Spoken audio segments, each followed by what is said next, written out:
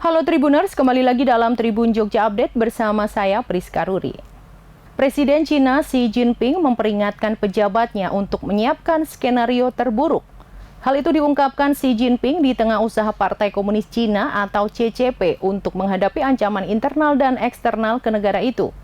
Xi Jinping mengatakan bahwa pejabat keamanan nasional Cina harus bersiap untuk skenario terburuk dan bersiap untuk badai laut yang bisa menghantam Cina. Menurutnya, kompleksitas dan kesulitan masalah keamanan nasional yang dihadapi Cina sekarang telah meningkat secara signifikan. Instruksi tegas Xi Jinping tersebut datang saat Cina menghadapi sejumlah tantangan dari ekonomi yang sedang berjuang hingga apa yang dilihatnya sebagai lingkungan internasional yang semakin tidak bersahabat.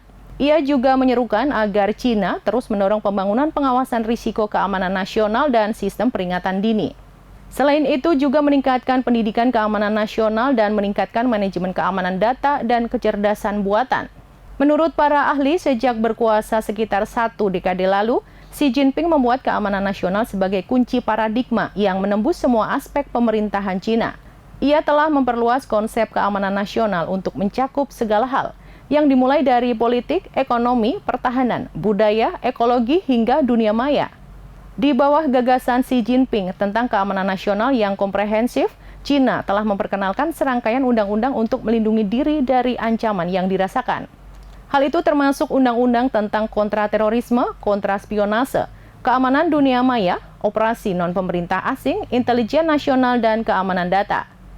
Baru-baru ini ia memperluas cakupan undang-undang kontraspionase yang sudah luas, dari yang mencakup rahasia dan intelijen negara menjadi dokumen, data, materi, atau barang apapun yang terkait dengan keamanan dan kepentingan nasional. Demikian berita terkini terkait Cina yang siapkan skenario terburuk atas tingginya ancaman internal dan eksternal di negara tersebut.